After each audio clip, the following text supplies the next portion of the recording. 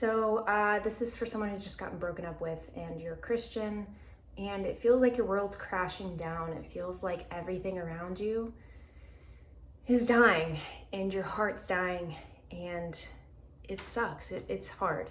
I've been there, and this is what I do every single time to grow and repair. Now, it doesn't feel like this every time, and it shouldn't, because when we put God first in our hearts, He should be guiding us and guiding our steps. Not to say that, this pain is your fault, or the breakup is your fault. We're not talking about that in this video. I have some other videos that might be helping that might help you through that aspect, but this is specifically for getting through the pain and getting through the heartache.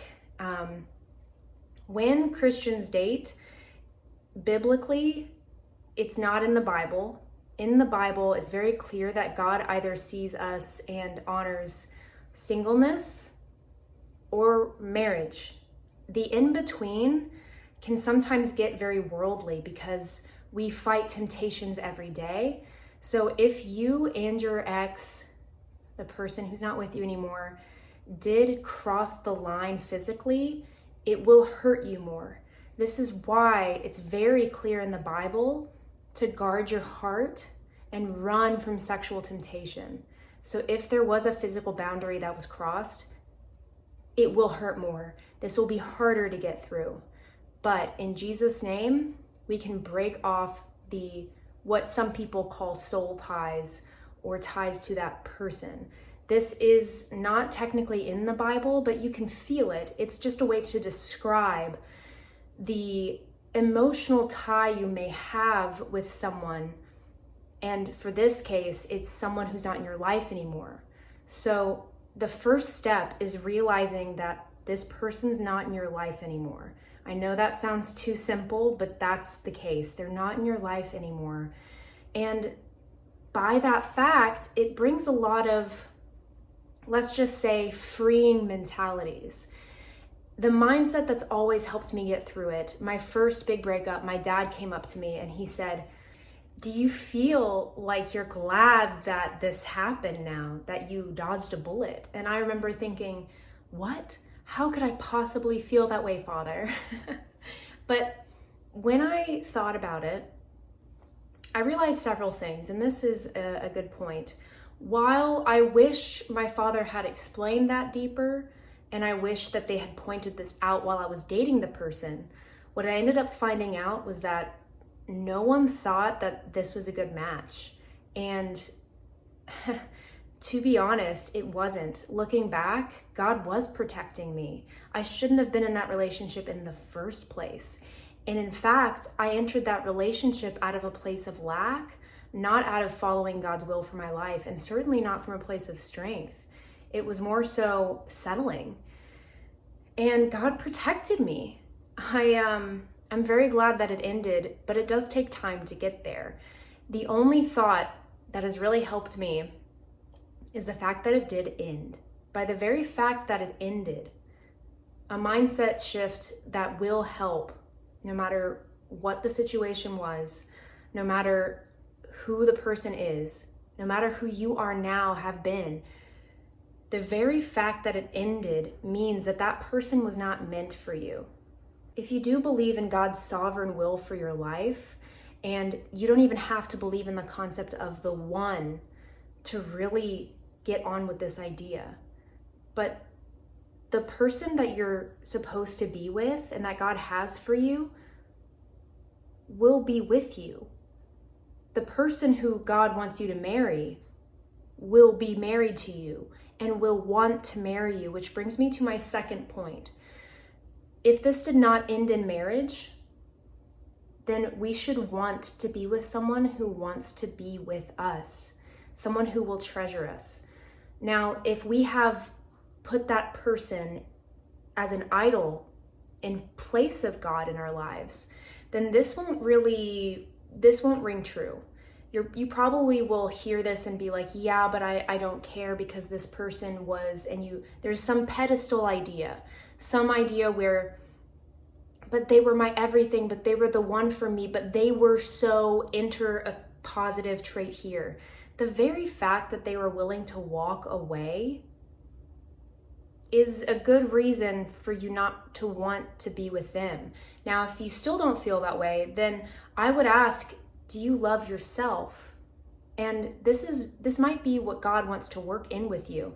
And it might be why this relationship shouldn't and didn't work out. Maybe God is bringing you to this place and keeping you single for now so that he can show you the worth of being a child of God, being a daughter of the King. You are, by spiritual right and accepting Christ into your heart and accepting his grace, you are a princess of the Heavenly Father. And by being that, by being washed in his blood, by his sacrifice on the cross, accepting his forgiveness, he died for you. Don't you think that Jesus, if he died for you, if you really believe that, if you believe that right now, if you accept his grace, accept his forgiveness, accept his sacrifice for you on the cross, do you think his sacrifice was worth it? The answer is no, he still did it. He still died for you. Even if there was no one else on earth and it was just you, know that we serve a God who would have died for you. Just you. If you really believe that today, this will change your whole perspective on everything. If he cares that much about you, then your worth is infinite. God sending his son to die for you makes your worth, there's no limit to it. And by that same token, if Christ sacrificed his life for you, man, shouldn't you love yourself and take care of yourself? And also, if he cares for you that much, then he would care about who holds your heart. He would care about the aspects of your life. The Bible says that he clothes the flowers in the fields. How much more then would he care for you? If he cares about the birds and nature, he knows every hair on your head. He numbers them. He can number the hairs on your head. He knows more about you than you do. So yes, he cares about who you will spend your time with, who you will marry, and who you'll spend the rest of your life with. And yes, he can custom make someone for you.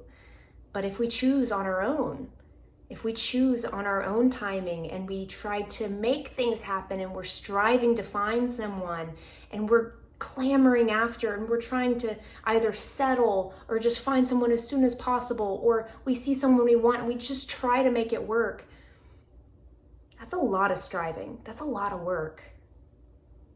And yeah, it might seem like you don't want to wait, but if the God of the universe cares about every detail of your life enough to number the hairs on your head, if you really believed in the God of the Bible, then you would know that yes, he cares for you, and yes, he is in the details, and he's the God of detours, meaning when things don't go our way and we search for him in the disappointment, we actually start seeing that his will is better than our own, and the things we wanted were not best for us. The hardest thing for us is trusting him. I don't know if you've ever been in this situation trying to make something happen so hard and it just doesn't work, and you tried so hard to make it work. And then all of a sudden something happens without any effort on your part. It could be a job just lands in your lap, or you've tried to make one job work so hard. You've tried everything, and then all of a sudden something's handed to you and you didn't have to work at all for it. This is pretty much the same concept. If we are honest with ourselves, we do not control anything. We have a balance of free will versus God's sovereign will. And we will never know the true balance of that until we pass. but we definitely have free will, and we definitely have God's sovereignty. And we do see in the Bible that God answers our prayers. He hears us, and he does work in response to our prayers. Like when the Israelites prayed to be rescued from Egypt, he heard their prayers and then answered them. It's very clear in the Bible.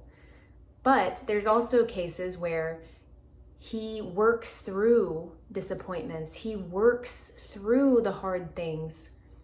And so I ask you, are we staying obedient to the Lord?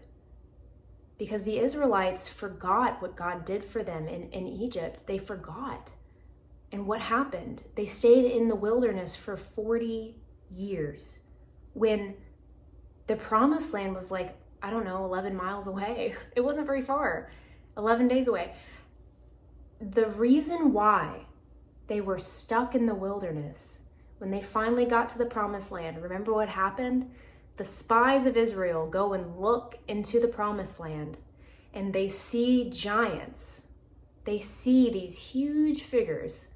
And what happens? They go back and tell Israel, we are like grasshoppers in their eyes. But the Bible's very clear. God had already given them the promised land. It was their fear that kept them out of the promised land.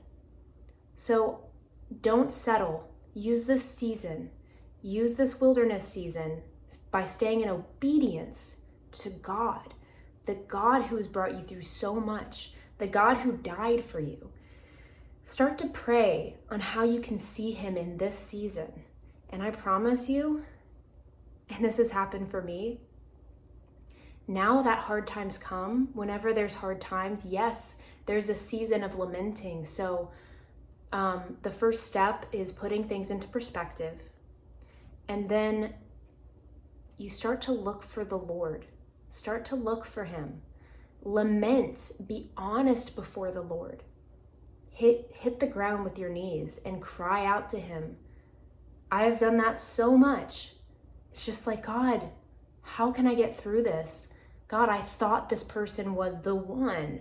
I thought this. I thought I heard you in this moment. Was I wrong? If I'm wrong, then how can I trust you?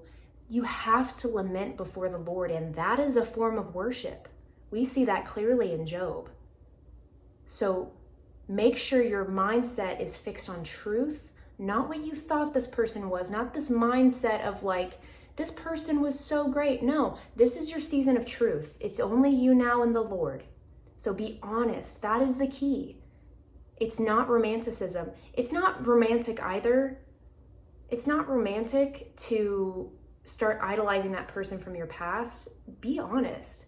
What didn't work about the relationship? How can you be better? But that person's not around anymore. And by that very fact, God has better for you. It's just truth. It's just how it is. And this is your season to not only get closer to the Lord, but be prepared. Be prepared for what's coming next. This season isn't wasted. Waiting is not wasting. God is preparing you for better, but it's up to you if you want to be prepared for better or if you're going to waste this season. The waiting is not wasting if you're waiting with the Lord. So this is your purpose season. This is where God's building you into the person who can accept the gift that he's preparing for you. But are you going to get impatient and rush into something that God's not preparing for you? Are you going to get so fed up and yes, lament before the Lord, cry out to him? You're okay to be angry at the Lord. Job did the same thing. But be honest with yourself too. Where did you fall in this situation? Were you not obedient to the Lord? If you think you were, how can you learn to hear his voice even clearer? And maybe this person was great, but they're not meant for you. So, realizing all of these things, putting things into perspective, seeking truth, lamenting before the Lord. Now we walk into loving ourselves and purpose with the Lord. Walk into that with growing confidence, growing, hearing the Lord and his Spirit. Because while dating is not in the Bible, it is very clear in the Bible ways that we can be wise in dating. And all that means is getting to know someone. Because no, dating is not biblical in the way the world does it. As soon as you're starting to feel like you could marry someone, like the sexual temptation is getting too strong, the Bible is very clear that you need to be, if you're equally yoked, if you're both Christians and you have the same theology, and this person isn't taking you away from Christ, if you do feel like you're getting closer and closer and it's leading to marriage, then you should be considering getting married very soon. It's very clear. But dating, all that means is getting to know someone. So be honest before the Lord. He wants to hear your heart. He already knows what you desire. And then this is the hardest point, and this is the last step. You need to surrender it. You need to surrender it to the Lord. And it took me years to do this. But all that idolizing marriage will do is take you away from the Lord. And therein, it can ruin your life. It can make you rush into relationships you should not even be in. And all it does is delay God's gift for you. All it does is delay your purpose coming into fruition. Don't do what I did. Don't do what I did. Lay it down before the Lord. And for me, sometimes it's a daily thing. And I thought I laid it down, and sometimes you do need to continuously lay it down once you even meet someone, because you will get to know them more around month 3, month 2, and then you might see that they're not a good match for you, or they're not treating you well, and you may have to leave the relationship. And that's just another learning tool that God can use to say, here's who you will not marry. And that will make you appreciate that person even more. My last and final warning for you is don't hold on to what God has taken out of your life, because it can delay and hurt whoever God might bring into your life next. By you holding on or romanticizing about this past person that didn't even work out, it's just going to be a hardening in your heart, and it can also really hurt the person that God actually has for you. So you got to let it go. And it's not easy. Letting go is very hard. But start to be honest before the Lord, and He will help clear out the wounds. He'll help clean them. And yes, it's painful, but don't let that infection set in. God is here to help not only heal you, but bring your best. If I were to take a person and make them into a strong person, I wouldn't just have them watch movies all day long. If I was in charge of the person, what I would do is I would give them hard situations. I'd put them in the gym. I'd have them experience hardship, because in hardships we grow, we learn. So like I have experienced, the more that you seek God in the hard stuff, the more you actually look forward to hard circumstances, because that is where you grow. I thrive in suffering now. I'm not even saying that pridefully. And yes, it's hard and it sucks and it hurts and it's scary. But part of me, after the shock, I get to this place where I just think, I can't wait to see what God does. And that's the beauty of being a Christian, because you've seen Him work. You believe that He is sovereign and good, and He's a good Father. If you want coaching from me, I offer that. I'm a Christian mindset and fitness coach, helping people walk into freedom and peak fitness. Those things go hand in hand, because if you can really, what is it called?